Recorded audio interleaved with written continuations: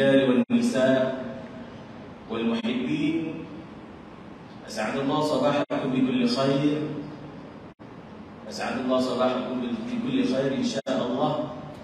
نرحب للجميع إلى مسجدنا، مسجد تنقو محمد فارس بتراك والكرايب كلانتن دار النعيم. سنعقد اليوم هذا اللقاء مع فضيلة الداعية الأستاذ كاظم إلياس حفظه الله ورعاه.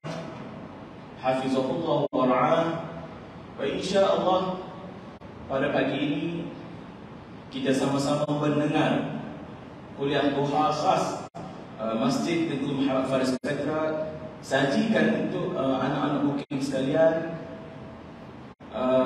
Kita panggil Datuk Ustaz Kazim Ilyas pada pagi ini, yang mana mungkin pada biasanya pada waktu pagi Jumaat ni kita pergi ke pasar, kita bersama keluarga, akan tetapi pada pagi ini tahniah kepada semua kerana dapat meluangkan masa untuk hadir sama ke majlis kuliah duha Masjid Tengku Muhammad Faris Petra.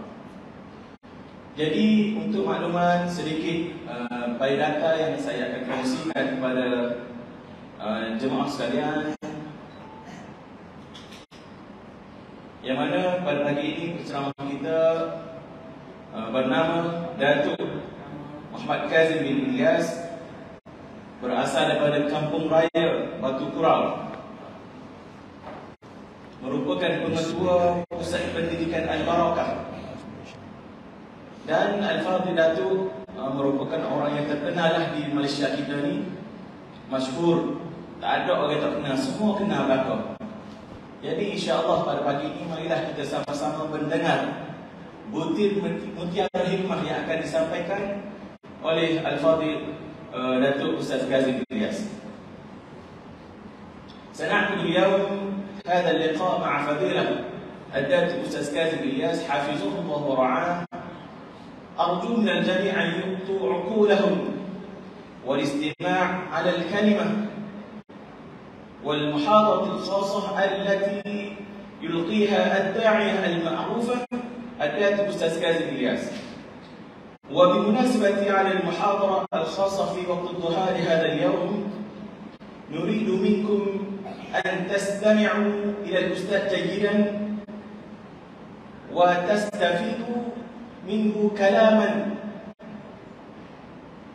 وأخلاقا وكرما، ولا نريد بتطويل الكلام، فنضيف الأستاذ الذي يلقي بعض الكلمة، فليتفضل الأستاذ مشكورا ومأجورا. بسم الله.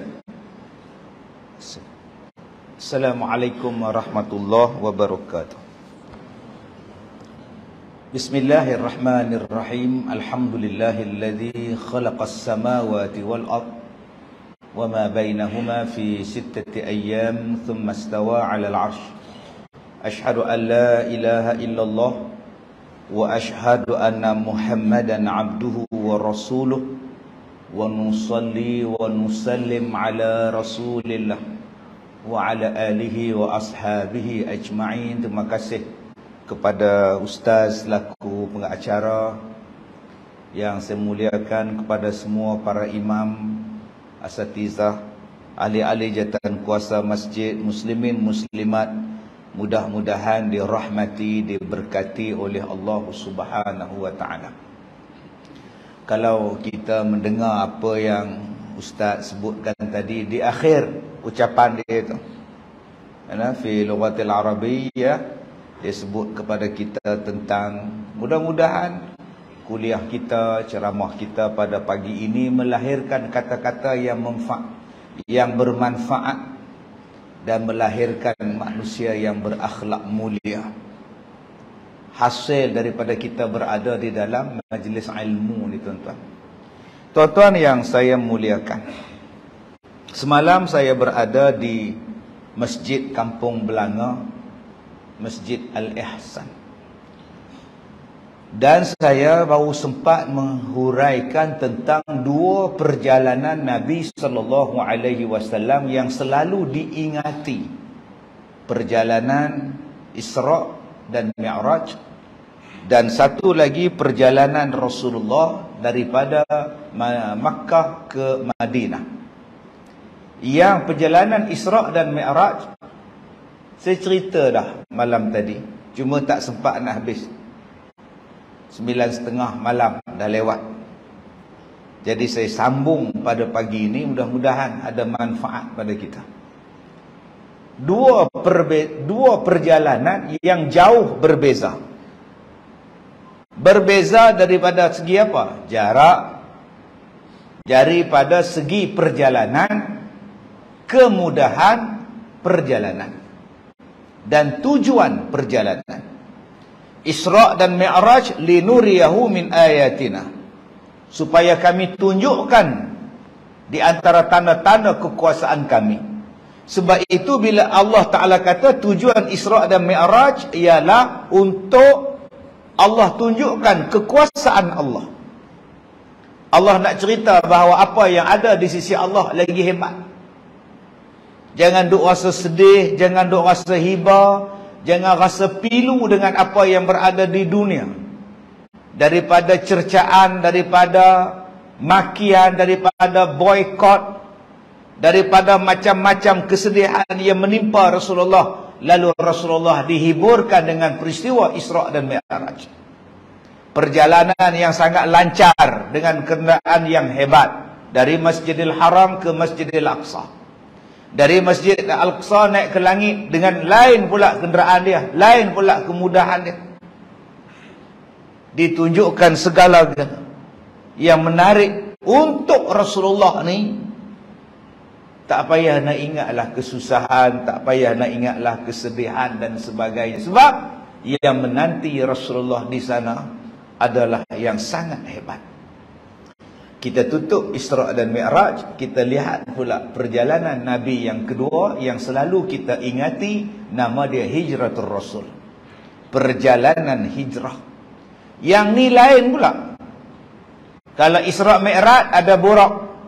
Isra' ada burak, Mi'raj ada tangga. Perjalanan hijrah, jalan, jalan. Naik unta apa semua, jalan. Tak ada naik burak, tak ada naik Mi'raj, tak ada naik apa, jalan. Perjalanan hijrah, jauh perjalanan dia. Langit lagi jauh. Tetapi perjalanan Rasul daripada hijrah melalui pelbagai ujian. Sampai terpaksa bersembunyi dalam gua. Sampai orang hantarkan makanan, nama dia Asma, hantarkan makanan pada Rasulullah dan Sayyidina Abu Bakar. Sampai ada orang yang diupah untuk menunjuk jalan kepada Rasulullah, mana nak pergi ke Madinah. Nak ikut laluan mana? Berbeza dengan Mi'raj, dibimbing, dijaga, diteman oleh Malaikat Jibril. Perjalanan hijrah mengancam nyawa Rasulullah. Sampai Suraqah bin Malik datang berkuda nak membunuh Nabi sallallahu alaihi wasallam.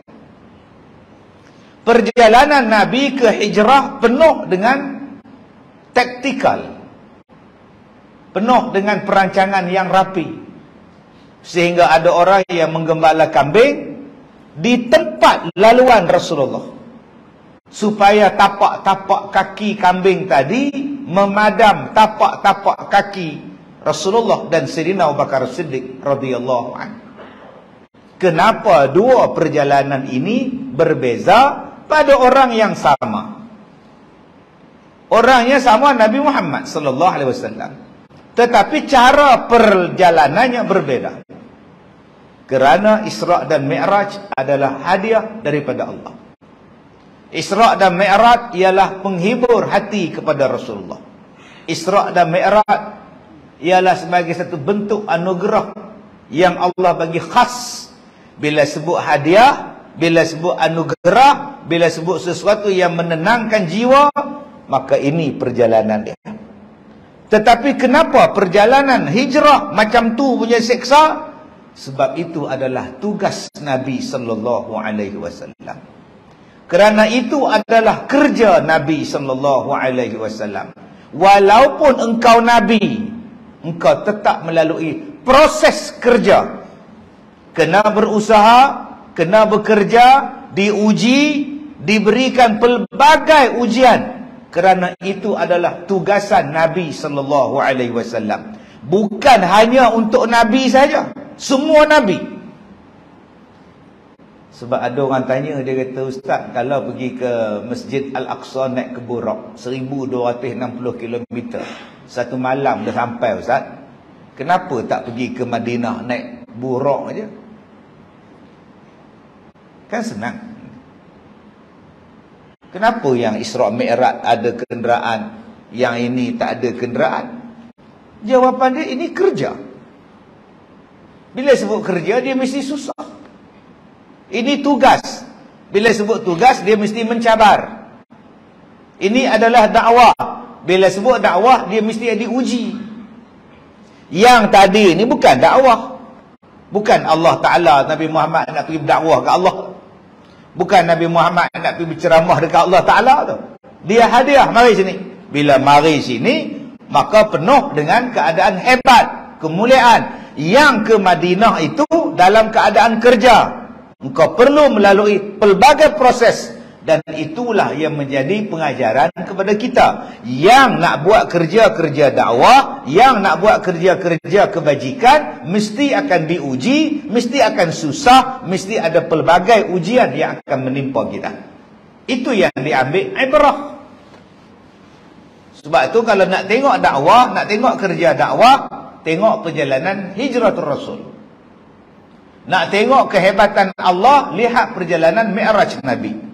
Dua beda tu tuan-tuan. Tuan-tuan yang saya hormati, bukan kata Nabi Muhammad.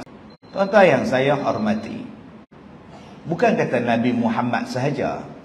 Bukan kata Nabi Muhammad sahaja yang macam tu. Semua Nabi.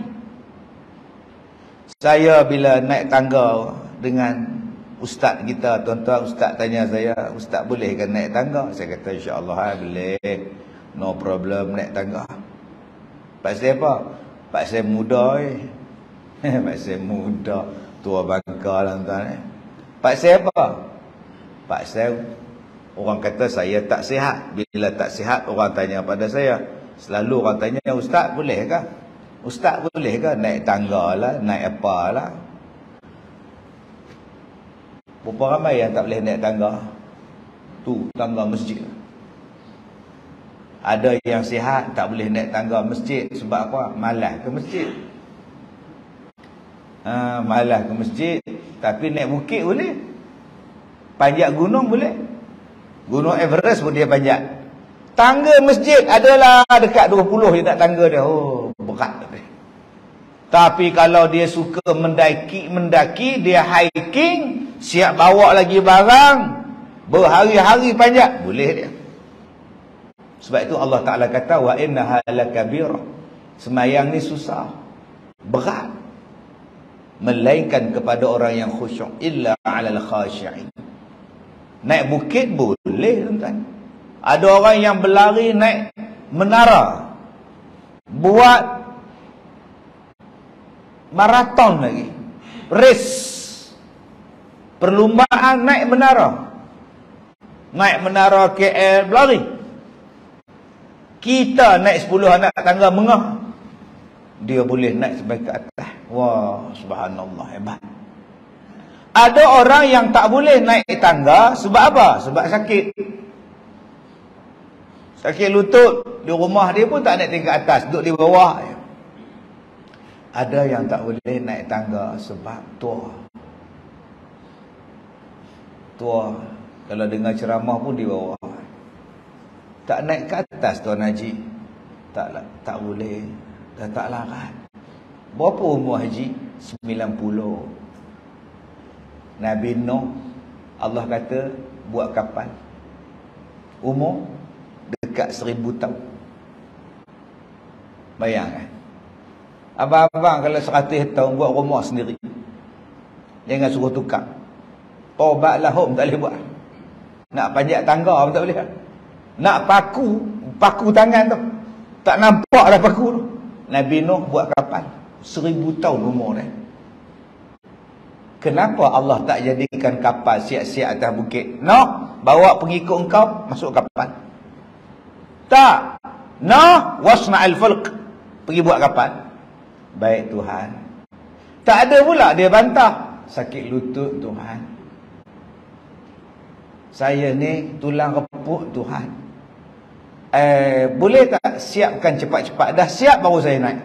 Tak ada Nabi Nuh cakap macam tu. Buat kapal hamba Allah lah. Sebab itu Allah Ta'ala sebut dalam Quran, afala yatadabbarun al-Quran. Apakah kamu tidak mentadabbur Al-Quran? Kita hanya belajar Nabi Nuh buat kapal. Kita hanya tahu Nabi Nuh dilanda dengan banjir. 2014 Kuala Keran ni banjir. Dengan masjid kita ni pun banjir. Bayangkan Nabi Nuh punya banjir berapa kali lipat daripada kita. Berapa kali ganda daripada kita. Masya Allah. Kalaulah yang 2014 banjir melanda kita pun, kesan dia sampai sekarang tuan-tuan. Bayangkan banjir yang melanda Nabi Nuh AS. Agak-agak kesan dia sampai mana. Maka orang jumpa fosil. Orang jumpa kulit kerang, orang jumpa bangkai ikan, tulang ikan paus atas gunung tuan-tuan. Atas gunung jumpa tulang ikan paus. Siapa yang gatai pergi usung ikan di atas gunung? Tak ke banjir yang melepasi gunung sampai ikan pun tersangkut atas gunung. Maka Allah Ta'ala kata, apakah kamu tidak mentadabbur Al-Quran? Kalaulah Nabi Nuh AS umurnya 900 tahun lebih, diperintah oleh Allah buat kapal. Itulah menunjukkan bahawa dakwah, itulah menunjukkan bahawa usaha dakwah memerlukan kerja, memerlukan kesanggupan, memerlukan pengorbanan. Pendek kata, tidak ada jalan mudah untuk berdakwah, untuk mengajak orang kepada Allah, untuk melaksanakan Islam bukan kerja mudah. Tuan-tuan yang saya hormati, tuan-tuan yang saya hormati, dalam kisah Nabi Nuh AS, Allah Ta'ala kata buat kapal di atas bukit. Tuan-tuan pun ingat waktu kita dilanda banjir 2014. Tuan-tuan pun ingat hujan lebat, air mencurah-curah, lajunya air. Katalah tuan-tuan ni panjat atas bumbung masjid. Anak tuan-tuan di jalan.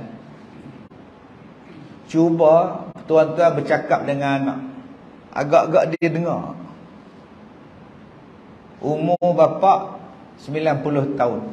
Anak umur 60 tahun. Contoh. Leman, mari naik atas bumbung masjid. Agak-agak Leman tu dengar. Dengan hujan, dengan banjir, dengan hiruk pikuk. Tak dengar Leman tu. Leman pun sibuk nak selamatkan diri. Ini masjid belum setinggi gunung, belum setinggi bukit. Nabi Nuh kapal dia atas bukit, berkali ganda tinggi dari masjid. Anak Nabi Nuh di bawah bukit. Nabi Nuh cakap, wahai anakku, mari naik di atas kapal ayah anda. Anak dia menjawab, saya akan naik di atas bukit yang lain. Banjir tak akan naik atas bukit hilang. Bayangkan tuan-tuan, dari atas bukit bercakap pada anak di bawah, macam mana anak dia boleh dengar? Yang tadi saya buat perbandingan masjid di atas dengan orang di bawah pun dah tak dengar. Kak Leha di atas, Kak Nak di bawah. Kak Nak tak dengar tau kalau cakap sekarang. Nak, mana dengar?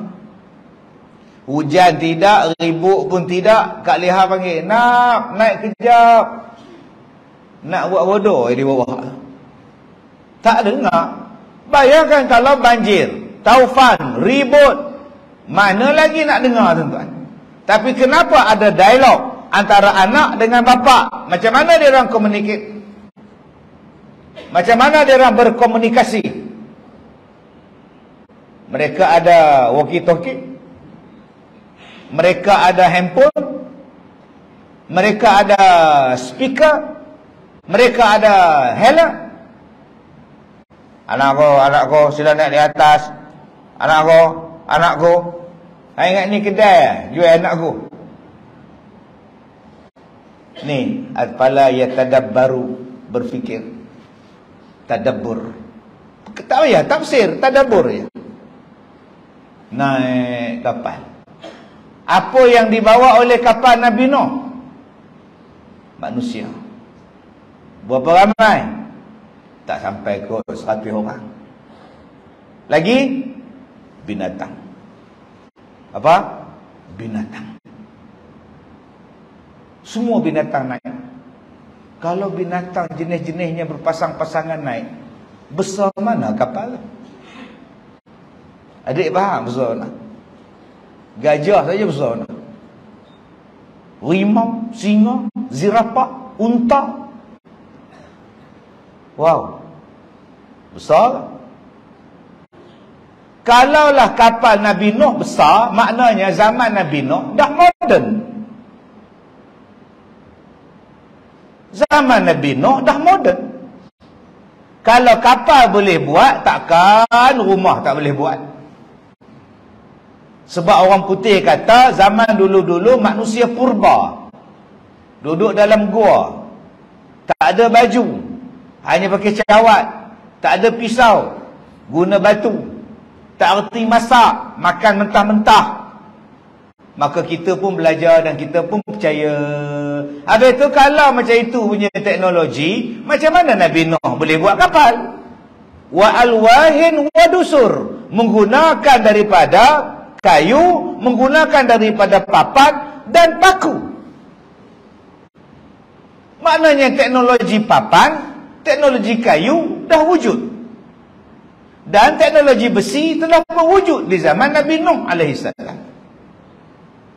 Tuan-tuan dah sampai masanya pergi cakap dekat orang-orang besar ke, kementerian ke, universiti ke, pakar-pakar pendidikan ke, buang semua pelajaran yang bercanggah dengan Quran. Saya bercakap benda ni berkali-kali, tuan-tuan. Depan orang besar-besar, depan orang yang boleh menggubal. Tapi bila saya macam tu, orang pula komplain tu salah. Ustaz Kazim ni belah mana? Dia belah sana lah. Itu yang boleh masuk tu. Aku masuk sebab aku nak tegur dia orang. Kalau hanya boleh melalak je tuan-tuan, bercakap pompa-pompa tapi tak sampai pada dia orang, nak buat apa? Cakap direct, kadang-kadang saya seletok. Kadang-kadang saya berdua je cakap. Saya cakap benda ni tuan-tuan. Sampai bila kita nak letakkan dalam mata pelajaran kita di sekolah benda yang bercanggah dengan Quran? Orang dulu-dulu primitif. Nama dia purba. Nama dia neolithic. Nama dia masyarakat primat. Nama dia ialah masyarakat purba. Tak tahu apa. Tak tahu apa. Wa 'allama Adam al-asma'a kullaha thumma 'aradahum 'ala al-malaikah. Nabi Adam dah diajar nama semua benda. Malaikat pun tak boleh jawab apa yang Allah Taala tanya. Bila Nabi Adam jawab, Allah kata, aku tahulah. Aku dah ajar pada Adam. Malaikat hak terror tu pun tak boleh jawab, tiba-tiba Nabi Adam boleh jawab. Maknanya ilmu manusia dah ada kepada Nabi Adam alaihissalam. Turun ke dunia ni dengan ilmu daripada syurga. Takkan turun-turun ke dunia Nabi Adam pakai cawat. Dia tradisi syurga. Syurga penuh dengan kenikmatan, kemewahan, kesenangan. Takkan turun ke dunia makan daging mentah, daging kijang mentah-mentah. Nabi Adam tidak pandai menggunakan api. Satu hari peti menyambar kayu, lalu terbakar kayu. Datang seekor binatang masuk dalam api yang terbakar. Bila api terbakar, binatang tadi hangus. Maka manusia pun makan binatang yang hangus tadi. Manusia merasa sedap bila makanan tu hangus. Sejak itulah manusia pandai menggunakan api. Astaghfirullahalazim. Bodoh siapa percaya tak? Lagi bodoh percaya minyak tu berasal daripada dinosaur yang dah pupus. Lagi bodoh tak? Dia kata dulu dunia ni penuh dengan dinosaur. Habis tu datang komet, datang taik bintang daripada langit, mampus semua dinosaur. La innalillahi wa inna ilaihi raji'un. Maka binatang dinosaur ni pun masuk ke dalam tanah dan akhirnya menghasilkan minyak petroleum yang kita duk guna isi kereta sekarang. Logik pun dah tolak dah. Takkan tak habis-habis minyak tu. Takkan dinosaur punya bangkai tu menghasilkan minyak sampai sekarang tak habis-habis. Tiap-tiap hari orang duk pam, takkan tak habis-habis. Allah Ta'ala bagi untuk kita. Apa kena mengena dengan dinosaur pula?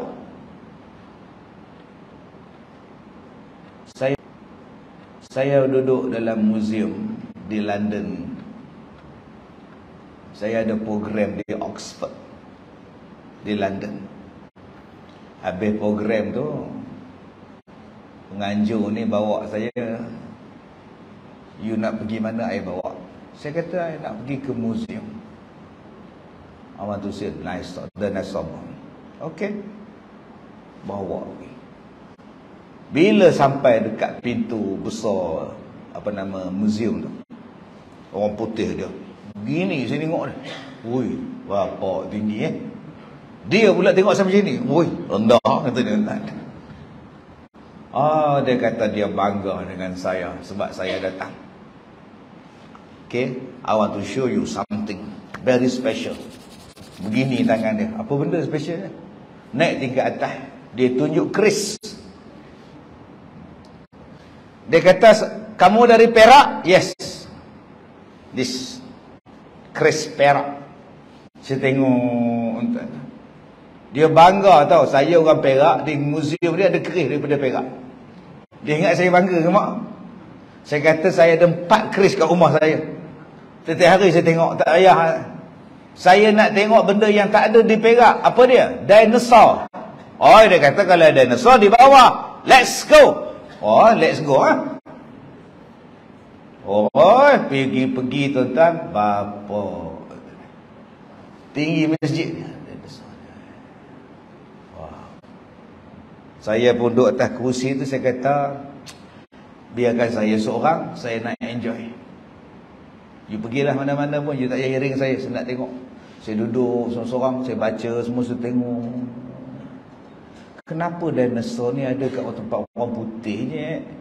Kat Kelantan tak ada pula dinosaur ni tuan-tuan. Di Kelantan tak pernah jumpa dinosaur, tak pernah jumpa tulang dinosaur, tiba-tiba dia orang jumpa minyak dekat laut Kelantan. Kan pelik kan? Kata minyak tu asal pada tulang-tulang fosil. Subhanallah, Masya Allah. Bayangkan dinosaur naik kapal Nabi Nuh. Tak ada lagi kita kata dengan Nabi Nuh dia makan sekali. Bila nak jadi khalifah kalau ada dinosaur? Allah Ta'ala kata manusia ni khalifah yang menguruskan, mentadbir alam ni, dunia ni. Nak buat jalan ke, buat rumah ke, nak menjaga sungai ke, nak buat apa, manusia yang jaga. Tiba-tiba ada binatang yang lebih gagah daripada manusia. Agak-agak bila manusia nak buat kerja? Elok buat rumah, dinosaur datang. Nampak mata aku tingkap. Buat apa tu? Kata dinosaur. Dah mampus. Tak faham maksud saya? Buat jalan dia kacau, buat rumah dia langgar, buat sekolah dia datang, buat masjid dia duduk kat depan. Allah Ta'ala kata manusia ni khalifah. Faham khalifah? Tiba-tiba kita kata ada manusia, ada makhluk yang lebih cerdik daripada manusia. Ada makhluk yang lebih cerdik daripada manusia. Habis itu di mana ayat Quran sebut laqad khalaqnal insana fi ahsani taqwim? Apa dia makhluk yang lebih cerdik pada manusia, Ustaz? Dia boleh terbang. Oh. Lagi? Dan bila dia terbang, kita tak dapat kejar. Oh, laju. Kalau dia terbang, Ustaz, radar tak dapat detect. Radar tak dapat kesan, Ustaz. Dan kalau dia datang ke tempat kita, Ustaz, habis. Dia buat apa? Hoi, dia ambil alih tugas manusia, Ustaz. Dia memerintah manusia, Ustaz. Siapa dia yang kau cakap ni? UFO. Nampak? UFO kalau datang, Ustaz, habis kita, Ustaz. Silat-silat yang jadi imam UFO, Ustaz. Nama dia apa? Predator. Turun sini, misai ada, janggut ada. Kalau dia luka, Ustaz, dia tekan, sembuh luka, Ustaz. Dia ada senapang, Ustaz, dia tembak, zoom, mampu, Ustaz. Atau yang boleh lawan ni siapa? Alien, Ustaz. Alien versus Predator. Ini kaki DVD ni, Ustaz. Kadang-kadang, Ustaz, bila UFO datang, dia boleh ubah monyet memimpin manusia. Habis tu bila monyet memerintah manusia jadi apa? Planet of the Apes. Beruk memerintah manusia. Takut, Ustaz. Dia boleh kawal kita, Ustaz. Habis tu di mana ayat Quran yang mengatakan bahawa manusia ni khalifah? Tak ada kecerdikan yang lebih lawan manusia, yang lebih terror pada manusia. Bila awak hidup dengan dunia Hollywood, bila awak hidup dengan dunia filem, inilah jadi dia.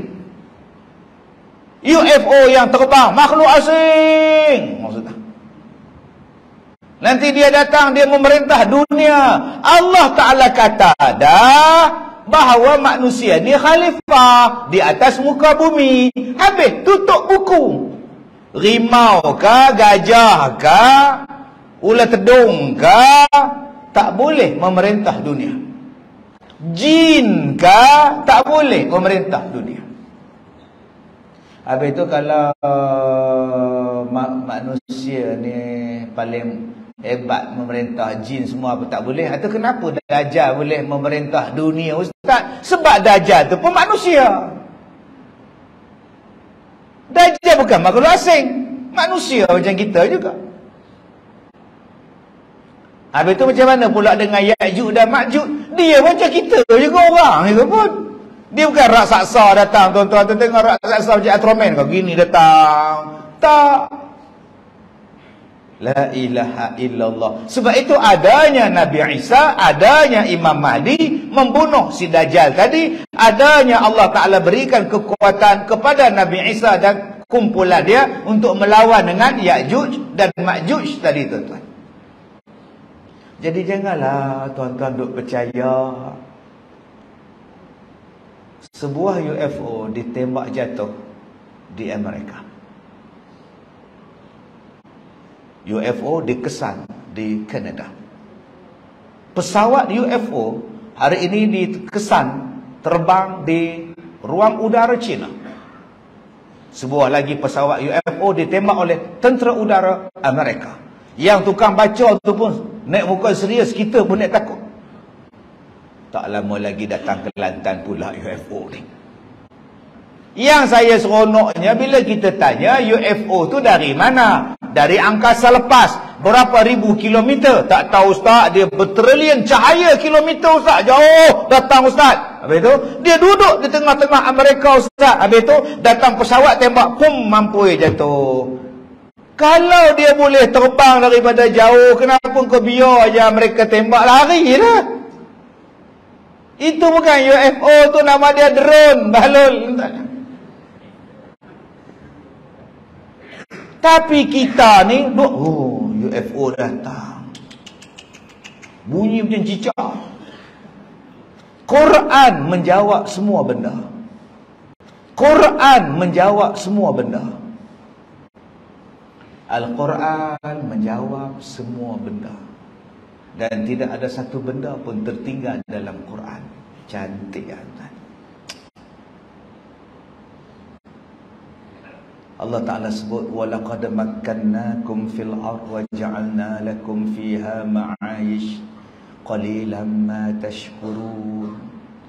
Walaqad makkannakum fil ard, sesungguhnya dan sesungguhnya tempat tinggal kamu adalah di bumi. Tutup buku. Ulang balik. Dan sesungguhnya tempat tinggal kamu adalah di bumi. Push stop. Dah habis. Push stop. Full stop. Sebab ada yang kata kita telah menghantar robot ke planet Marikh, dan robot kita mengesan ada air di planet Marikh. Ini bermakna manusia boleh berpindah ke planet Marikh kerana ada sumber air di sana. Tuan-tuan pun kata, lihai, siap-siaplah barang, kita boleh pindah ke planet Marikh, dah ada air kat sana. Atau rumah macam mana bang? Rumah kita buatlah bata. Bata kita bawa ke batu terbang, buhlah ke batu terbang, bawa pergi ke atas. Kita buat rumah di sana. Bodoh betul tuan. Engkau nak bawa besi, kau nak bawa bata, kau nak bawa beras, kau nak bawa apa? Kan pelik dunia ni. Apa yang kata oleh NASA percaya semua kita. Yang Quran kata tak percaya. Manusia hanya boleh hidup di bumi. Ada 2 billionaire India keluar dalam berita. 2 billionaire India hari ini membeli tanah lot di bulan untuk dihadiahkan kepada isteri mereka. Nak buat apa tuan-tuan? Ada tanah lot di bulan, nak buat rumah tak boleh. Bata tak ada, simen tak ada, pasir tak ada, bumbung tak ada. Yang ada tempat tinggal kita adalah di sini. Kau buatlah elok-elok. Subhanallah. Pun manusia boleh percaya. Dan kata Allah, waja'alna lakum fiha ma'ayish, dan kami jadikan kepada kamu di bumi itu adalah kehidupan. Di bumi sahaja ada kehidupan. Tutup buku. Banyak benda lain yang kita belum teroka di bumi. Kenapa yang awak sibuk nak teroka di atas? Menghabiskan duit beratus-ratus juta hanya semata-mata nak hantar angkasawan duduk 15 hari. Nak buat apa? Beratus juta pembiayaan dia ambil, kau bagi dekat kawasan ni nak elakkan banjir. Lagi selesai masalah. Berapa banyak orang boleh dapat duit, boleh dapat rumah, boleh dapat kerja dengan ratus juta. Kau duduk di dunia, di angkasa, kau boleh buat apa? Tapi kau duduk di dunia, macam-macam benda kau boleh bagi manfaat. Sayang tuan-tuan, Al-Quran yang begini canggih, banyak manusia abaikan. Tetapi dia suka percaya dengan benda-benda yang bukan-bukan. Manusia berasal daripada beruk. Percaya sampai sekarang. Ya, kalau kita melihat ya kepada teori Darwin ya, manusia berasal daripada binatang sejenis binatang beruk ataupun monyet dari kalangan primates ya, primates. Asal manusia itu ialah berbulu dan jalannya bongkoklah 4 kaki ya. Kemudian melalui proses evolusi badannya makin tegak, bulunya makin kurang ya. Kemudian selepas beberapa lama dia makin tegak dan tangannya makin pendek dan bulunya makin kurang. Dan selepas beberapa lama dia bertukar menjadi manusia sepenuhnya, tidak ada bulu lagi melainkan bulu dada sahaja. Dan itulah manusia. Kita pun percaya,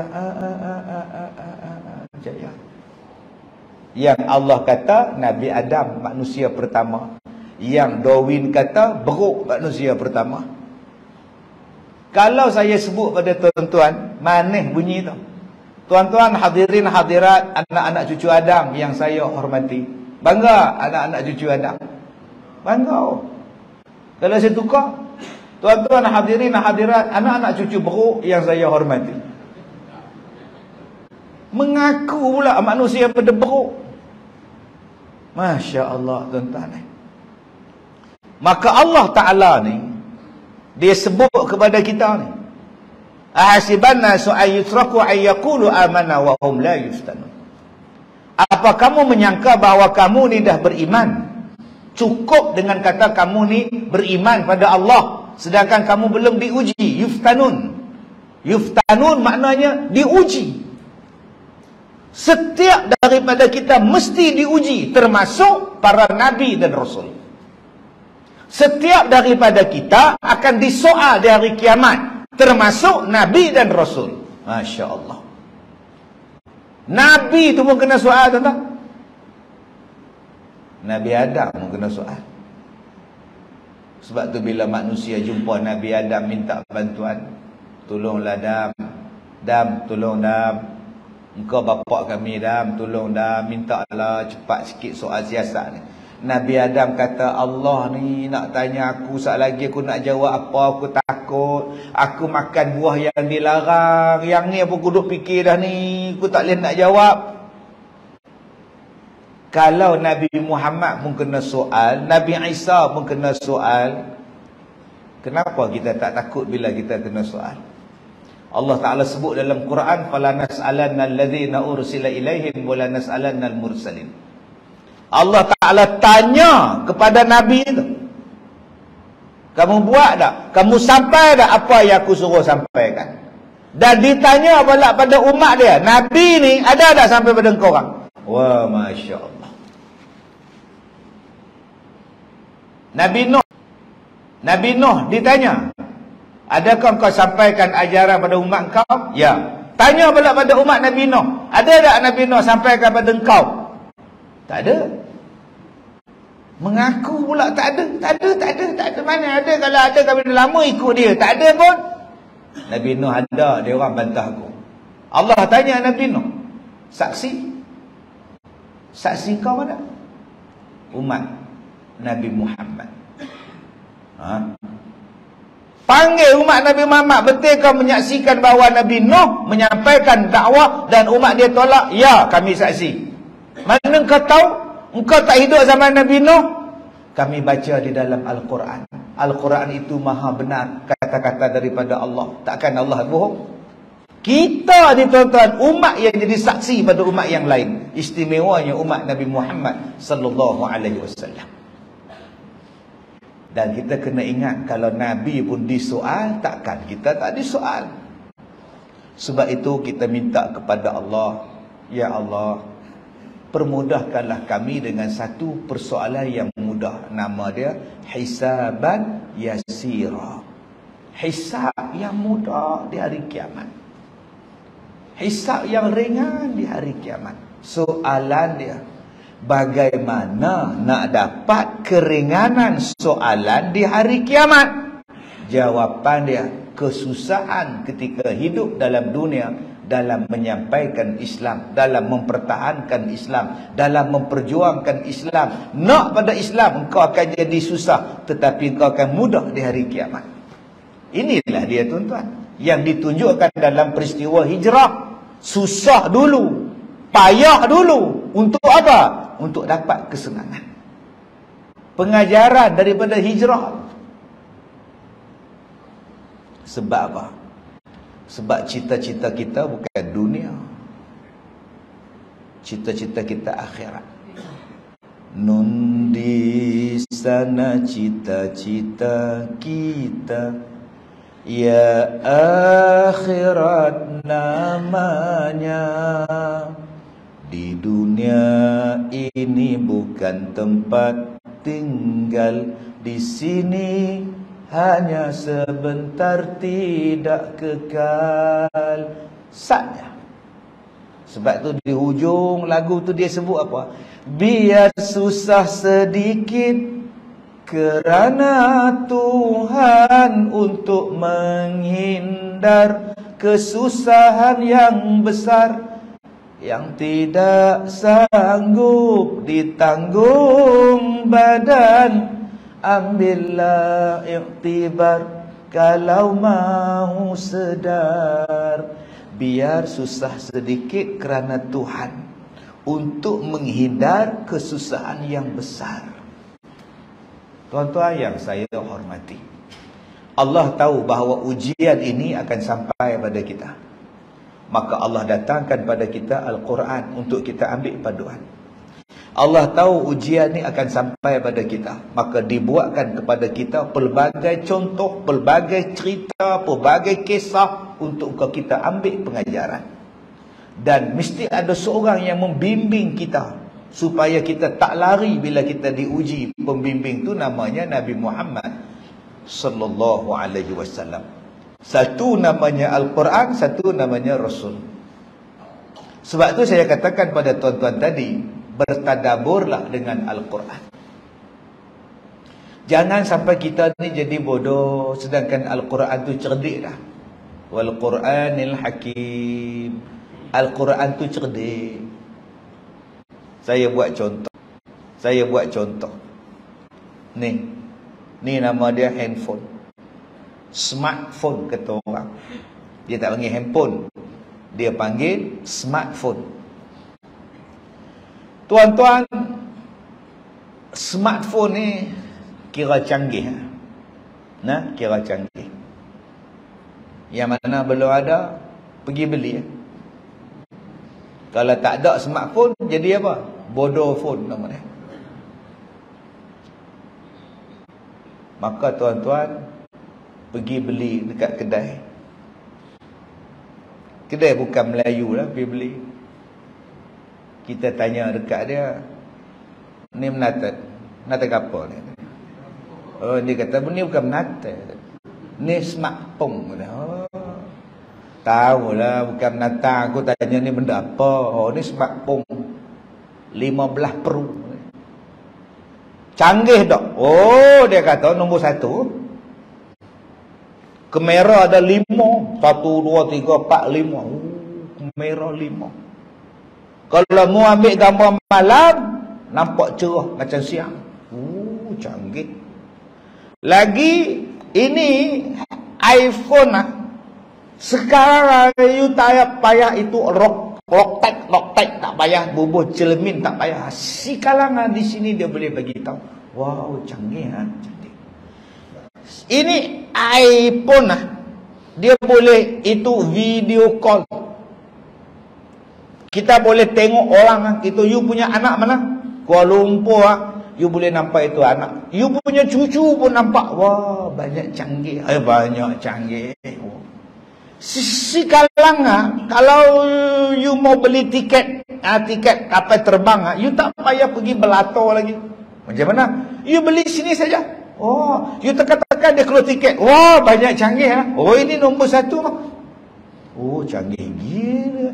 Si kalangan, kalau you pergi masjid itu handphone you letak itu tempat angkat itu ayat semayang you terlupa, orang angkat curi you punya handphone, you tak payah takut. Pasal si kalangan ini handphone dia boleh detect, dia boleh kesan dia punya handphone mana.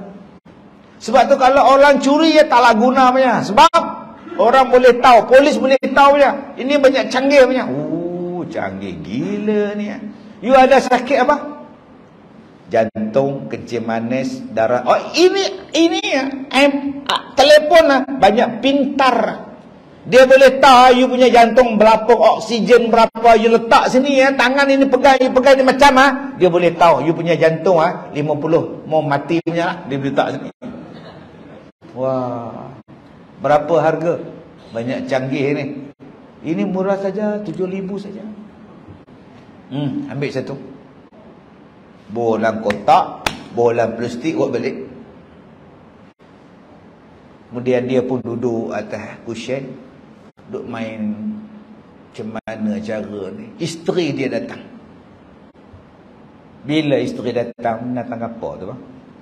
Natang apa? Ini bukan menatang. Dia ulang balik kat Cina tu cakap tuan. Ini nama dia iPhone 15 Pro. Apa hebatnya handphone ni bang? Yang abang beli ni. Si kalangan ini iPhone Dia ulang balik sebiji kat Cina tu cakap. Canggihnya abang. Oh, sebab itu abang beli. Habis-habis tu minum kopi, dia pun simpan dalam kotak. SIM card pun dia tak beli, line pun tak ada, wifi pun tak ada, dia pergi letak atas almari. Soalan dia, bodoh ke cerdik mendatang? Bodoh ke cerdik? Bodoh. Pasal apa bodoh? Pasal tak pakai. Allah kata Yasin wal Quranil Hakim. Yasin, demi Al-Quran yang cerdik, demi Al-Quran yang bijak, demi Al-Quran yang hakim. Allah kata Al-Quran tu bijak, Al-Quran tu smart, Al-Quran tu cerdik. Tiba-tiba tuan-tuan tak pakai, letak saja atas almari.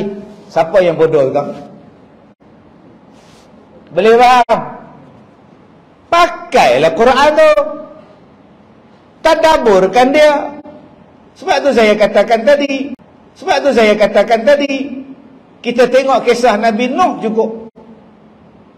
Berapa hari banjir menenggelamkan bumi? Sehari. Kalau sehari tak payah buat kapal. Sebulan pun tak payah, duduk atas pokok selesai lah, masalah. Beratus-hari. Sebab tu naik kapal, nak tunggu air surut. Soalan, kalau dah beratus hari Nabi Nuh dan umat dia dan binatang-binatang duduk dalam kapal, dia orang makan apa? Dia orang makan apa? Kalau kita boleh kita cakap makan nasi, makan gandum, makan beras, makan Maggi. Binatang makan apa? Badak main makan air, main makan nasi. Datang badak, harimau, gajah, gajah. Makanlah bumbu Asyura tu. Gini bukan bumbu Asyura. Maknanya dia bawa makanan yang banyak. Sebab yang nak makan tu bukan orang, yang nak makan tu adalah binatang.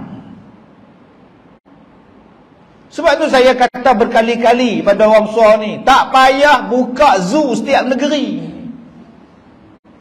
Tuan-tuan ingat senang nak bagi makan binatang tu.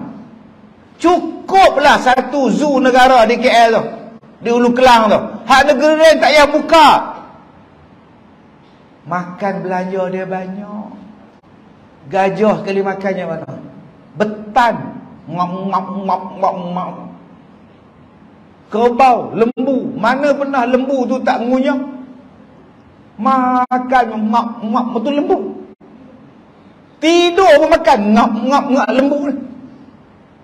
Sebab tu tuan-tuan, yang mana buka zoo, mini zoo tak lama tutup lah tuan. Nak bagi makan binatang. Kalau orang boleh puasa. Mak, sekarang bulan Syaban, bayangkan berpuasa.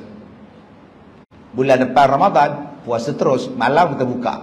Manusia boleh suruh puasa, binatang, gajah, belajar-belajarlah puasa ya. Mana dia tahu tuan-tuan? Dia makan banyak. Saya cakap benda ni tuan-tuan, dengan orang hutan, biarlah dia duduk dalam hutan. Tak payah pujuk. Ini pujuk orang hutan. Orang hutan, man kita duduk dalam zoo, makan free, main. Bila berlaku kemelesetan ekonomi, berapa banyak binatang-binatang dalam zoo mati? Dulu tuan tengok tak kemelesetan ekonomi? Gajah jadi kurus, orang hutan mati, rimau jadi kucing, pasal tak makan. Biarlah mereka duduk dalam dunia mereka, Allah bagi rezeki sebab Allah Maha Kaya. Bayangkan tuan-tuan, Nabi Nuh buh dalam kapal. Agak-agak makanan dia banyak mana? Ni kena fikir. Takkan ustaz makanan dia nak longgok je ustaz? Daging ada, ikan ada. Kalau longgok-longgok saja ustaz, mesti basi ustaz. Mesti busuk ustaz. Tahu tak apa? Boleh tak saya kata dalam kapal Nabi Nuh ada peti ais? Jangan adik, setuju? Tak setuju Ustaz. Kata ada masalah dia. Sebab kita faham hanya kita yang moden. Orang dulu mundur. Habis tu takkan mereka simpan air. Nabi Nuh nak minum air dalam kapal tu, nak minum air mana? Nak baca kopi, teh, ice bank. Takkan pergi tak ada air banjir, pergi celuk kat kapal tu. Minum, tarik satu jam, minum. Guna otak lah. Dia mesti ada tangki. Tuan-tuan bayang tak kapal, ini bukan sampan. Ni kapal, bahtera. Maknanya adalah dia komplit. Menunjukkan bahawa Nabi Nuh dan zamannya moden. Bukan seperti mana yang kita diajar orang dulu-dulu, primitif, mundur dan sebagainya. Okey Ustaz. Kalaulah zaman dulu moden, kenapa manusia mundur? Jawapan dia sebab Allah Ta'ala menghancurkan umat-umat yang lawan Allah Ta'ala sehancur-hancurnya. Dan dinaikkan pula tamadun yang baru. Tamadun yang baru bermula balik daripada kosong ke hidup balik. Begitulah dunia, tuan-tuan. Sebab itu kita jadi umat Nabi Muhammad sallallahu alaihi wasallam, kita bersyukur. Kita tak jadi umat-umat yang macam nabi-nabi yang terdahulu, hancur sehancur-hancurnya. Jahat macam mana pun kita, tuan-tuan, Allah bagi gempa bumi, tapi bukan keseluruhan gempa. Kawasan tu saja gempa, yang ni tidak. Allah Ta'ala bagi banjir, kawasan ni saja banjir, kawasan sana tak banjir. Allah bagi saya ni penyakit, ada ubatnya. Allah Ta'ala sayang pada Nabi Muhammad, maka Allah Ta'ala jaga kita, beri keistimewaan pada kita. Alhamdulillah. Kalaulah kita jadi umat Nabi Lut, satu kampung negeri habis. Ni sekarang duk heboh dalam media, pondan yang paling cantik dalam dunia nak kahwin. Heboh tak? Pondan paling cantik dalam dunia, bayangkan. Nak menikah dengan lelaki. Dia lelaki, suami dia pun lelaki. Apa nak jadi ustaz? Lelaki nak kahwin lelaki, ya Allah, apa nak jadi ustaz? Astaghfirullahalazim. Sebab pondan tu belum jumpa abang. Cuba dia jumpa abang, cantik gila. Tak apalah ustaz, pondan pun pondan lah ustaz. Sebab itu kita kena ingat, jangan pandai cakap sebelum datang ujian pada kita. Sebab tu Allah Ta'ala nak test iman kamu hebat atau tidak. Allah test. Afala yatadabbaruna al-Quran. Saya Nabi, nama awak apa? Ibrahim. Saya Nabi, iman saya kuat. Tak ada anak. Nabi tak ada anak. Doa, ya Allah, nak anak, ya Allah. Nabi, Allah tak bagi anak. Kata Nabi. Inilah ujian. Di mana letaknya Nabi Ibrahim? Walaupun dia tua, tak pernah putus berdoa. Ya Allah, kurniakanlah aku anak, ya Allah. La tazarni farda, ya Allah. Janganlah biarkan aku keserangan, ya Allah. Bagilah aku ada anak, ya Allah. Tak pernah putus daripada berdoa. Inilah dia Nabi Ibrahim. Sebab tu tuan-tuan, kalau tuan-tuan berdoa sampai sekarang tak makbul-makbul, biasa, kita bukan Nabi. Nabi pun berdoa lambat makbul. Hari ni kita dah berdoa, 2 hari berdoa, Tuhan tak bagi, tak doa. Malah minta Tuhan kan bagi pun. Makcik minta apa? Makcik minta kaya aja, bukan minta apa. Kalau nak kaya makcik pergi kedai depan tu, roti kaya ada, sekaya pun dah. Makcik nak kaya duit, makcik tak ada duit, makcik doa sampai sekarang Tuhan tak bagi. Nabi Ibrahim doa berapa puluh tahun nak dapat anak. Adakah dia putus harapan? Tidak. Doa, dapat anak, nama dia Nabi Ismail. Alhamdulillah. Sebab tu makcik-makcik jangan putus asa berdoa. Bulan lepas ada satu makcik datang jumpa saya, minta saya carikan jodoh. 62 tahun umur dia. 62. Ustaz, tolong doakan untuk saya nak jodoh. Pernah kahwin belum? Belum. Duk minta doa ustaz, tak dapat sampai sekarang. InsyaAllah nanti saya pergi ke Kelantan, saya tanya kok ada siapa nak. Umur 62. Siapa nak angkat tangan macam saya. Itu perempuan tak putus berdoa nak suami, tak dapat. Yang ni lelaki pula, ustaz saya dah duda 15 tahun, umur 78. Ustaz cari seorang perempuan untuk saya ustaz, saya seorang, saya pencin ustaz. Mintalah jodoh ustaz, tolonglah cari. Nanti saya tanyakan. Akak-akak siapa nak kahwin, ini stok yang baru, 78 umur dia. Kalau akak dapat dia untung kak, package kencing manis, jantung, darah tinggi, gaut, semua ada kak. 6 dalam 1 kak. Ada orang yang kahwin tak dapat anak, terus fed up, malaslah berdoa. Minta anak seorang pun Allah tak bagi. Feras. Kenapa feras? Jiran saya tak kahwin pun tiap-tiap tahun beranak. Yang saya kahwin tak dapat anak. Oh, awak belum lagi beriman. Cuba tengok Nabi Ibrahim. Dia Nabi. Doa lambat Allah makbul. Dia tak kata pula saya Nabi kot Tuhan. Aduh, bagilah sikit. Tak pernah Nabi Ibrahim cakap macam tu. Akhirnya bila dapat anak, Allah kata Ibrahim, bawa anak engkau, bawa isteri engkau, letak di Mekah. Engkau duduk di Palestin dengan isteri engkau, Siti Sarah. Dahlah susah dapat anak, tiba-tiba Allah letakkan di Mekah. Ada Nabi Ibrahim. Oh pula, orang dah tak larat tua-tua pula, pergi duduk di Mekah pula, tak sana pula, apa pula. Tak pernah Nabi Ibrahim cakap macam tu. Ajar, bawa anak, jom kita ke Mekah. Baik abang. Dan isteri dia pun tak bertikai. Baik abang. Tak tanya pula, nak buat apa bang ke Mekah? Ada rumah ke sana bang? Ada hotel ke? Abang, air macam mana bang?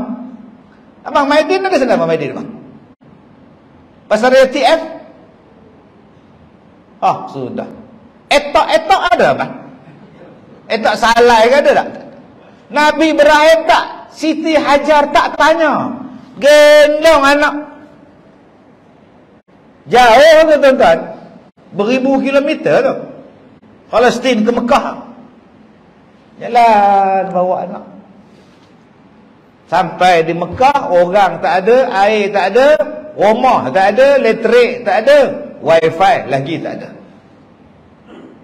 Cuba kat anak, suami ajak pergi Perak. Soalan pertama apa? Nak? Siap. Nak mana bang? Perak. Buat apa? Soalan pertama tu. Naik apa? Mbak. Berapa hari? Nak ke mana? Banyaknya soalan. Lah tak pergi tuan. Abang seorang lah pergi. Abang cadang nak nikah lagi seorang. Saya ikut sekarang juga tuan-tuan. Nampak tuan-tuan? Bukan susah nak bagi ikut. Cakap macam tu je. Oh, punya banyaknya soal. Nabi dengan Siti Hajar. Mana ada soal Siti Hajar? Jom kita ke Mekah. Baik abang. Dia tak soal. Abang, oi budak kecil, panas ni abang, oi. Fikir-fikir dah. Tak ada soal. Cuba abang cari kereta kuda ke ada aircon belakang. Senang bawa budak abang. Tak ada soal. Bila dah sampai di Mekah, siapkan pondok sikit, tinggalkan bekalan air sikit, abang nak balik ke Palestin. Nabi Ibrahim kata, abang nak balik ke Palestin. Abang tinggalkan kami di sini? Ya, abang balik sekarang. Terus tak tengok belakang dah. Sebab Allah kata balik sana balik. Tak tengok belakang dah. Tak menyanyi dah. Kita hari ni kalau nak tinggalkan orang tersayang, sekapu sirih. Tak jadi perang kita tuan-tuan. Ni sekapu sirih ni cerita apa? Semerah padi ke apa? Nabi Ibrahim terus berjalan. Bang, Allah kan yang suruh tinggalkan kami di sini bang? Ya. Kalau begitu abang baliklah. Saya yakin pada Allah, Allah takkan sia-siakan kami. Abang baliklah. Nampak Hajar punya jawapan. Cuba Kak Leha, suami pergi umrah. Bang, mana bang? Umrah. Berapa hari? 2 minggu. Duit belanja?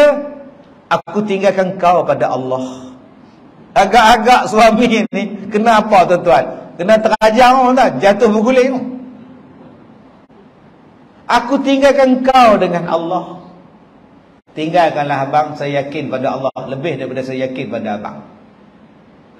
Kalau isteri jawab macam tu, hebat. Siti Hajar jawab, kalau Allah yang perintahkan kami tinggal di sini, saya yakin abang, Allah takkan sia-siakan kami. Baliklah. Nabi Ibrahim tak tengok belakang lah. Inilah dia tuan-tuan, iman. Nak tengok ujian macam mana. Ujian hebat. Akhirnya Allah bagi Zam-Zam.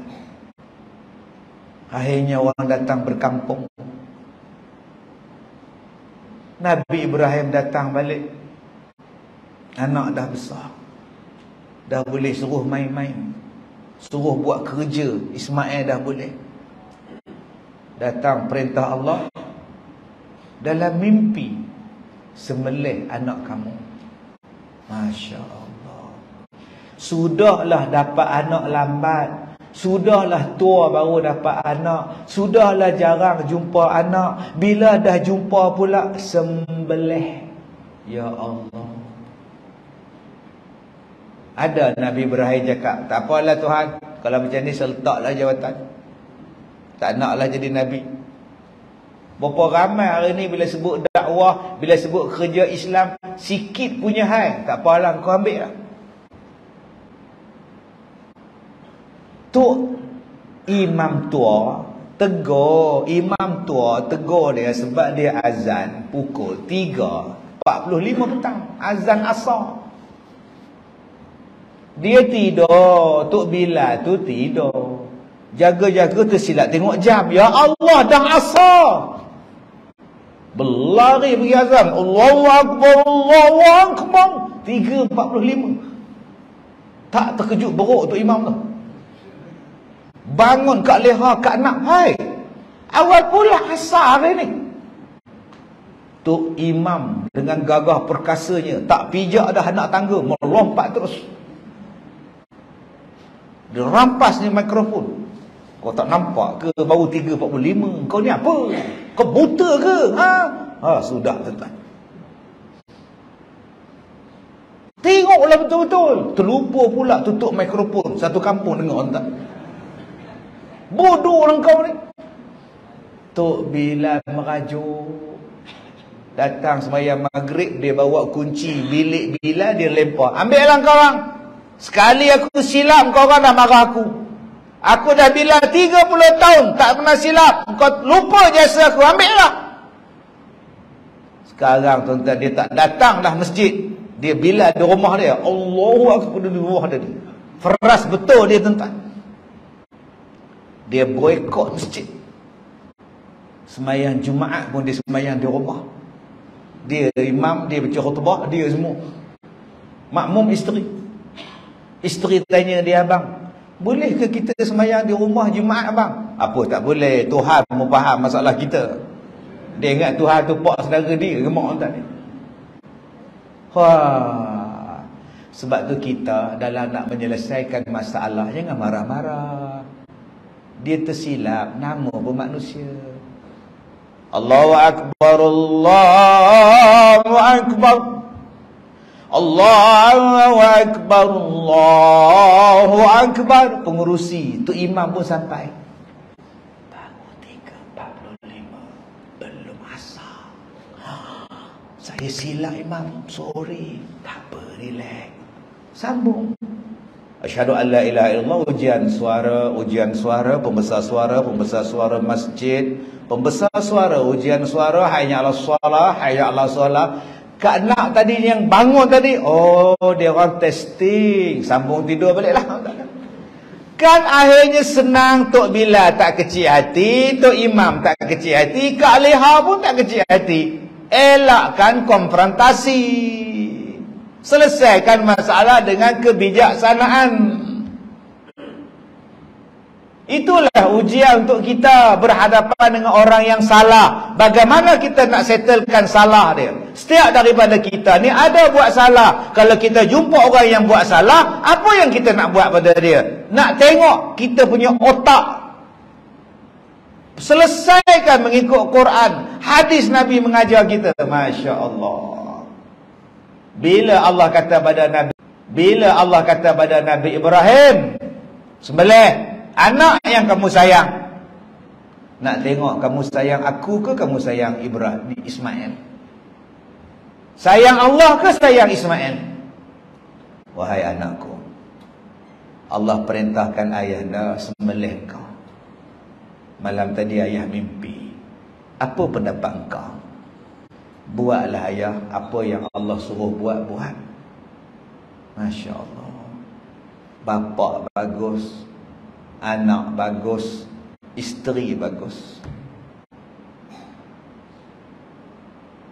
Dia tak kata macam kita kata, Ismail, semalam ayah mimpi sembelih kau.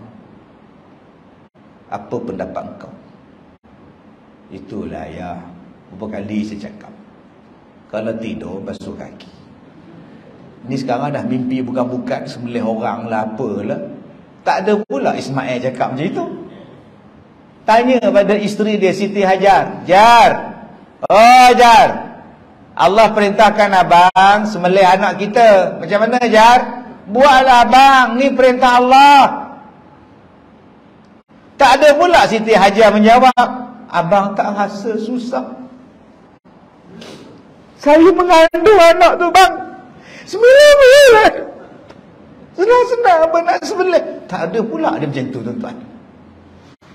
Baru nak bersunat anak, bawa lari anak sampai ke Ipoh. Mana kau pergi ke Ipoh? Bawa anak. Aiman pun saya bawa abang. Kenapa? Abang nak sunatkan dia, tak nak saya. Belum suruh sembelih kita tak. Kemudian kita kata bahawa kita beriman. Allah Ta'ala uji, kita lari. Sebab tu Nabi Muhammad bila hijrah ke Madinah, ujian hebat. Padahal dia dah melalui perjalanan nikmat. Nama dia Isra' Mi'raj. Isra' Mi'raj dulu, baru hijrah. Dia dah rasa dah seronok. Dia tak minta pada Allah, apalah, bagilah. Naik buruk ni, naik unta apa kelas. Dia tak cakap macam tu. Tuan-tuan ni, kalau dah rasa satu nikmat, tuan-tuan tak maulah hal lain. Dulu tuan-tuan pergi ke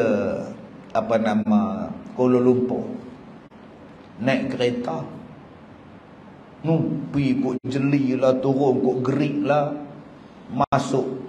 Ada yang pergi ikut Gua Musang lah, turun ikut Cameron Highland sampai ke Tapak lah. Satu hari tuan-tuan naik kapal terbang dari Bekalan Cepoh. Oh, senang sungguh. Sejam sampai dah Kuala Lumpur. Yang naik kereta tadi 6-7 jam baru sampai. Belum berhenti makan kencing lagi. Naik kapal terbang, kencing atas kapal terbang. Oh, senang. Ada pula pramugari pula. Oh, pramugari pula pakai skirt. Begini tengok. Bulan depan anak kata lagi, ayah jom ke Kota Baru, KL. Kapal terbang bila? Dia tanya kapal terbang kau. Tak ada ayah, kita naik kereta lah ayah 8 jam. Tak payahlah, ayah sakit pinggang kata dia. Sebab apa yang dia nak juga kapal terbang? Sebab dia dah rasa. Dia tak mau lagi susah dah. Nabi Muhammad dah merasa dah naik burak. Nabi Muhammad dah rasa dah naik tangga. Tiba-tiba kena berjalan pergi Madinah. Dia tak tolak arahan pergi hijrah. Walaupun dia dah naik burak tengok nikmat. Sebab apa? Sebab dia adalah hamba Allah. Sebab tu Allah Ta'ala kata, Subhanallazi asra bi'abdihi. Maha suci Tuhan yang memperjalankan hambanya. Bila sebut hamba, apa keadaan sekalipun diterima. Sebab dia adalah hamba Allah. Dulu dia imam. Dulu dia imam, orang hormat dia. Sejadah imam tebal pada sejadah makmum. Ini tengok imam punya sejadah, tenggelam hidung. Bulu sejadah tu masuklah bulu hidung. Punya tebalnya tuan-tuan. Ada orang yang sembuh minyak atar, minyak wangi tempat sujud. Saya kena dah. Dia sapu minyak atar yang harga RM5, berminyak hidung saya. Pening kepala tuan-tuan ni. Jenis minyak atar yang hitam melekat tu. Ini minyak atar apa ni, hamba buah ni, pening tuan ni. Allah, imam punya tempat, imam special. Cuba tengok bulan Ramadan, buka puasa di masjid, caterer hidangkan makanan. Kita pun datang duk sila nak buka puasa 7.25 begini. Imam umum diminta kepada semua jemaah ketika berbuka puasa hanya makan kurma dan minum air sahaja. Nasi akan diedarkan selepas maghrib. Harap maklum. Kita pun makan kurma. Tapi makan tu sambil duk tengok nasi, lo ayam. Oi, ayam kari tu. Oh, daging masak kicap. Oi, banyaknya tuan-tuan, oi. Tiba-tiba tak boleh makan. Makan kurma je. Cuba tuan-tuan tengok, yang paling tawaduk siapa? Imam. Dia makan sebiji je kurma, terus duduk situ. Tok Bila terlebih tawaduk. Dia makan waktu dia azan. Allahu Akbar, Allahu Akbar. Dia rehat sekejap, dia makan telan tuan-tuan. Ada juga Bilal jenis tu. Allahu Akbar, Allahu Akbar. Ngop dia minum tuan-tuan. Dia habis azan tu, kenyang tuan-tuan. Cuba tuan-tuan tengok bila sembahyang maghrib, ramai orang yang sah belakang. Allahu Akbar. Ramai pula malam ni. Cukup ke nasi? Bismillahirrahmanirrahim. Yang sah depan, Allahu Akbar. Silap dekat depan ada. Yang paling tenang siapa? Imam. Takkan dia orang tak simpan ke aku. Allah, nampak. Penuh dengan kemuliaan tu. Kalau dia tak datang, tak baca doa, tak makan kita tahu, kenuri tahlil.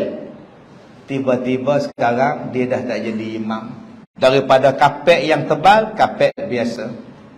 Daripada dia tak ada ke, dia ada ke, orang baca doa, orang makan. Orang tak dengar dia dah. Nampak? Dia tetap sujud pada Allah. Kalau dulu aku duduk depan sekali, sekarang aku duduk saf paling depan. Aku tetap sujud pada Allah di masjid yang sama. Sebab apa? Sebab aku beribadat kerana Allah, bukan aku beribadat kerana jawatan. Tuan-tuan, buat kerja kerana Allah. Sebab itu Nabi Muhammad bila disebut Mi'raj, naik ke langit, semakin jauh Nabi meninggalkan bumi ke langit, langsung tak nampak bumi. Bumi sangat kecil dah, tak ada apa dah. Yang nampak hanyalah kebesaran Allah saja. Yang di bumi tak ada apa. Sebab itulah saya mengajak pada tuan-tuan, jom kita ingat Allah. Jom kita menuju pada Allah. Jom buat kerja kerana Allah. Segala masalah kita dalam dunia tak ada apa-apa pada kita. Tak ada apa-apa kat lehau.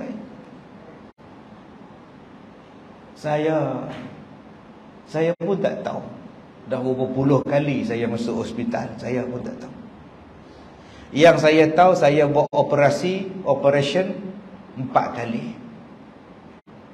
Sebut operasi kan, operasi polis pula operasi. Sebut operation. Operation faham?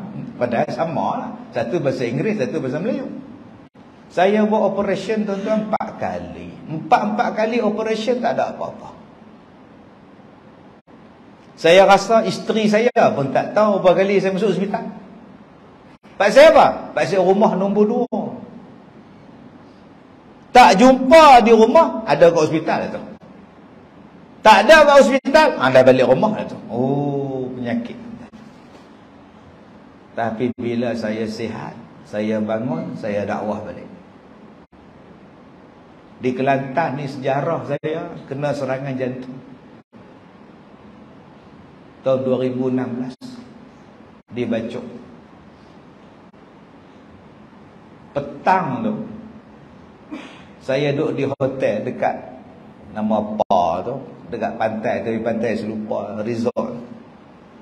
Saya duduk tengok badminton Piala Asia, Malaysia lawan India. Ceramah malam, petang tu saya duduk tengok. Lagi saya tengok badminton, lagi saya sesak nafas. Dada ni jadi, aduh, kepala saya ni keluar peluh. Apa ni? Saya kata kat PA saya, hang mai picit aku Ustaz. Hang beli Panadol Ustaz. Hang beli dekat aku minyak cak kapak Ustaz. Pasal apa ni?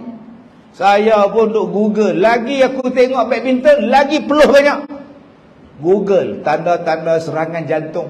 Duk ada 15 tu saya ada. Inna lillahi wa inna ilaihi raji'un. Saya telefon kawan saya, nama dia Arifin di KPJ Ipoh. Saya kata, Cik Pin, saya ni macam ada sakit jantung ni. Saya habis ceramah di Kelantan ni, Cik Pin tolong standby lah. Dekat Ipoh, saya terus nak masuk wad. Dia kata, jangan Ustaz. Datuk, jangan Datuk. Datuk pergi KPJ sekarang juga di Kelantan ke hospital di Kelantan sekarang juga. Saya boleh tahan ni setelah Panadol tak. Tengah nak start ceramah tu saya dah rasa lebih macam ni. Tapi tak apa, tawakal lah. Naik atas pentas 5 minit. 5 minit je ceramah, zap dia bagi. Bunyi tu, zap tu, bohong tu. Dia bagi sekali tuan-tuan. Sudah. Rasa macam batu empuk atas dada. Berlari naik kereta cari klinik. Klinik kata, tak boleh. Hantar dekat pusat kesihatan. Rupanya pusat kesihatan tu sebelah tempat ceramah tu. La ilaha illallah. Ya, saya naik kereta pusing merata Pekan Bacok tu. Masuk situ, doktor ada, driver ada, MA ada. Dia orang duk pulum buh wayar sana, wayar sini. Dia orang usung saya, tolaklah ambulan. Masa tu saya kata, alhamdulillah, kalau aku mati pun syukur, mati tengah ceramah. Orang pakat kerumun ambil gambar kamera semua.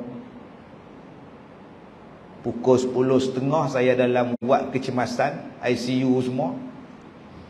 PA saya nama Rafi. Bos tolong baca kejap. 10.30 Al-Fatihah. Ustaz Kazim meninggal dunia. Sudah tuan-tuan. Kalau ikut Facebook saya mati tau. Ni sekarang ni zombie.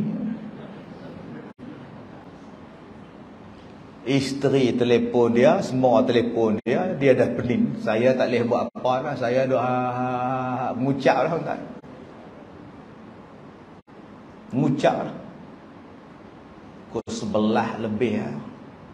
Makan morfin apa semua, buh bawah lidah semua, suntik sana, injek sini, wayar semua. Doktor kata, alhamdulillah Datuk tidak ada sakit jantung. Datuk tidak ada serangan jantung. Alhamdulillah, Datuk sihat. Habis tu yang tadi, mungkin you penat sangat lah. You penat Sekarang you rehat dulu. Rehat dulu. Saya letakkan ustaz dekat bilik sebelah. Polis 2 orang datang. Macam mana keadaan Datuk Kazim? Dia stabil, kita rehatlah. Sebab ramai sangat di luar tu, reporter lah, orang kampung semua datang. Sebab dah heboh, 10.30 mati. Begini orang datang tadi. Saya pun ditolak masuk bilik sebelah, langsir sebelah, dalam bilik sebelah. Tak tahulah 2 anak beranak ke 3 anak beranak bilik sebelah tu, tapi saya dengar anak dia cakap kat bapak dia, Ustaz Kazim sakit, jantung mati. Saya duduk sebelah tu, aku ada tuan. Subhanallah, dia ingat saya mati, dia pun tengok Facebook lah. Oi, macam-macam tak. Balik ke Ipoh sebulan, doktor kata rehat 3 bulan, jangan ceramah. Sebulan saya sihat, saya ceramah di Terengganu. Keluar dalam surat khabar, Ustaz Kazim kembali berceramah. Doktor telefon, Ustaz, kenapa Ustaz ceramah jauh-jauh jalan tak boleh Ustaz? Jantung Ustaz sakit. Saya kata, ubat sakit, ubat lah. Tapi ubat sakit saya ialah mikrofon. Bila saya dapat mikrofon, sihat. Dia ubat pada saya. Janji saya sihat, doktor. Ubat apa pun tak apa. Ubat saya mikrofon. Dah orang tak faham. Dia jumpa saya, Ustaz, mikrofon tu Ustaz buat macam mana? Rebus dulu ke apa ke? Boleh juga rebus, minum air dia. Tak faham-faham bahasa kita. Tuan-tuan, sebab saya anggap tu ujian pada Allah. Allah nak tengok kau stop ke tidak. Ni Ramadan ni tak sampai sebulan. Ni Ramadan ni tak sampai sebulan. Saya bila sampai Ramadan ni, tuan-tuan, saya mula teringat macam-macam. Sebab selalunya saya masuk hospital pada bulan Ramadan. 3 Ramadan saya tak boleh buang air kecil. 4 Ramadan air kecil pula 30 kali sehari. Apa penyakit aku ni, kejap buang, kejap tak membuang. Lah masuk wad. Sebab sehari 30 kali, semalam 20 kali. Kejap turun, kejap turun, kejap turun, kejap turun daripada katil hospital. Masuk ke tandas. Datang nurse. Nurse kata, Ustaz tak payahlah turun naik. Ustaz kencing je dalam koler ni. Saya sebut koler ni, saya takut tersasul. Sebab tu saya sebut pelan-pelan. Ustaz kencing je dalam koler. Senang. Saya takut jadi perkataan lain, tuan-tuan. Yang mana faham, tak faham tu dah, tuan-tuan. Saya kata saya malu nak kencing dalam tu. Biarlah saya kencing. Lalas saya duduk tepi di pintu tandas. Agak nak kencing je, merangkak masuk, kan keluar balik. Pukul 3.30 saya nak kencing tak boleh. Sakitlah, melompat-lompat saya, berguling-guling. Saya panggil nurse. Doktor suruh saya masukkan air garam. Lagi tak boleh kencing. Pukul 4.30 saya mengamuk. Saya kata, panggil doktor you sekarang juga, buat sesuatu pada saya. Doktor datang 4.30 pagi, tuan. Dia tembuknya pinggang saya. Baru lega air kencing keluar. Allahu Akbar. Sakit apa ni? Besok masuk MRI. Doktor suruh masuk. Petang dia datang report. Encik Ustaz, kita sudah buat MRI. Kita tengok ada something atas you punya pundi kencing. Atas ni ada macam putih-putih.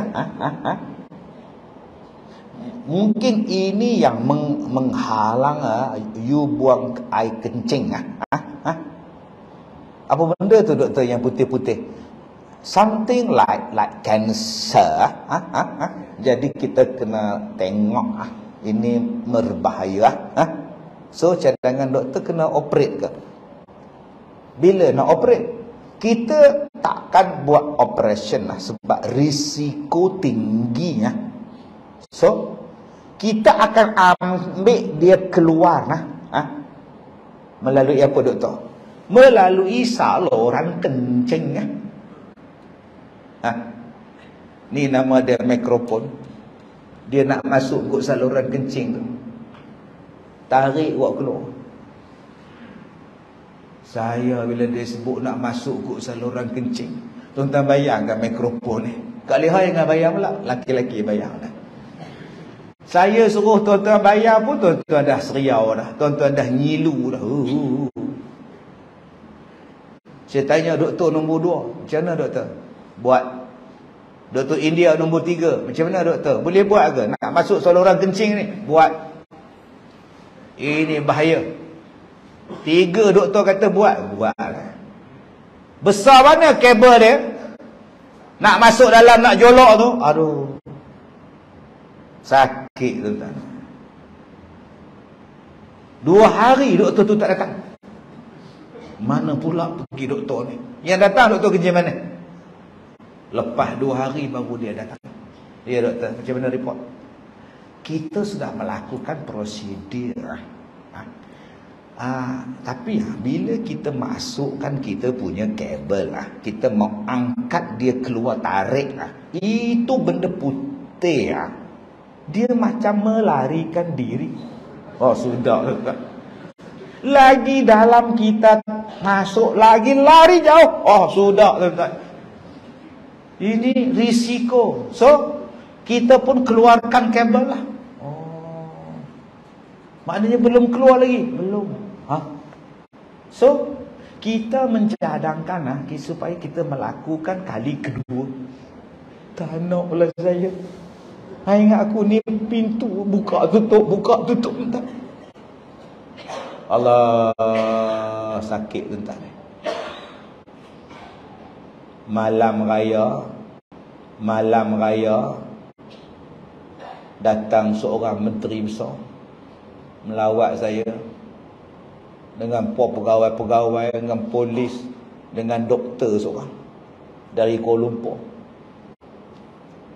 Pukul 2 pagi dia tengok report. Garam tu doktor India ni. Mana ada you sakit, you tak ada sakit lah, semua okey normal lah. You balik 2 pagi besok nak raya. Panggil nurse, sekarang discharge. Arahan. Oi. Wayar kok pinggang, wayar kencing semuanya ada. Saluran beg kencing, balik. Besok mau raya. Saya tanya pada isteri saya, mama pandai ke bawa welfare ni? Mana pernah mama bawa? Belasah je lah mama. Mama nak raya Ipoh ke nak raya di Kedah? Kedah, bawa kereta. Dia membawa pukul 3.30 tuan-tuan, ke tepi ke tengah tuan-tuan ni. Sampai dekat cakap jerit, mama turun, biar ayah je bawa tuan-tuan. Sampai di Kedah dekat subuh, turun wayar penuh, wayar kencing, wayar beg semuanya ada. Wah, cuci kencing dekat Alustar, cuci beg tak boleh kencing. Masya Allah. Tapi ceramah jalan, pakai jubah ceramah. Tapi orang tak tahu dalam jubah tu ada beg kencing. Jadi berhati-hatilah dengan orang pakai jubah ni. Apa benda dalam dia entah. Tak pernah faham, tak faham sudah. Jalan. Doktor buka saluran kencing, dia suruh belajar kencing balik. Tak faham macam mana dia suruh belajar kencing. Gagah dinding, pegang dinding, tahan sakit. Darah lah, apalah. Lepas tu ceramah balik. Peduli apa saya dengan sakit? Sakit tu ujian nak hapuskan dosa. Tuan-tuan, jangan mengalah dengan benda-benda ini. Nabi Muhammad lagi banyak ujian daripada kita, tapi Nabi tak pernah mengalah. Waktu kita senang di mana? di akhirat. Target kita ialah syurga. Jadi biarlah kita susah sedikit diuji di dalam dunia, janji kita senang dalam syurga. Cukuplah tuan-tuan, saya ceramah 1 jam setengah. 1 jam 30 minit dah saya ceramah. 3 hari saya di Kuala Krai. Saya seronok jumpa dengan tuan-tuan dan puan-puan. Saya seronok di Gucil, saya seronok di Pulai Condong, di Kampung Belanga dengan tuan-tuan sekarang. InsyaAllah kita jumpa lagi di lain masa. Hanya Allah yang menentukan bilanya. Saya nak ke Kedah pula. Malam ni saya ceramah di Masjid Negeri di Kedah. Kita jumpa lagi pada 2 hari bulan Mac. Saya ulang balik. Kita jumpa 2 hari bulan Mac, jam 9 malam di rumah masing-masing, di TV1, Forum Perdana Ehwal Islam, siaran langsung, insya-Allah. Baik, ambil tapak tangan tuan-tuan. Tuan-tuan letakkan di tempat yang tuan-tuan selalu sakit. Saya kadang-kadang pedih di dada. Kadang-kadang saya ni angin di perut, buncit perut saya ambil tapak tangan, saya letak. Baik, ikut saya baca. A'udzu bi'izzatillah wa qudratihi min syarri ma ajidu wa uhadhiru. A'udzu bi'izzatillah wa qudratihi min syarri ma ajidu wa uhadhiru. Jadi di mana tuan-tuan sakit, ambil tapak tangan, letak di situ, baca doa yang Nabi ajar ni. Yang kedua, sebelum saya balik, saya nak pergi Kedah ni, insya-Allah, kalau hujan lebat, kalau hujan tak berhenti, kalau hujan kerap sangat dah ni, kita takut air belakang tu naik, tuan-tuan baca doa ni. Bismillahirrahmanirrahim. Lagi sekali. Bismillahirrahmanirrahim. Allahumma hawalaina wala alaina. Allahumma hawalaina wala alaina. Mudah-mudahan Allah berhentikan, Allah pergi ke tempat lain benda tu. Allah berikan kebaikan pada tuan-tuan, pada kita semua. Terima kasih pada Tuan Imam, terima kasih pada semua. Saya minta maaf jika terkasar bahasa. Wabillahi taufiq wal hidayah.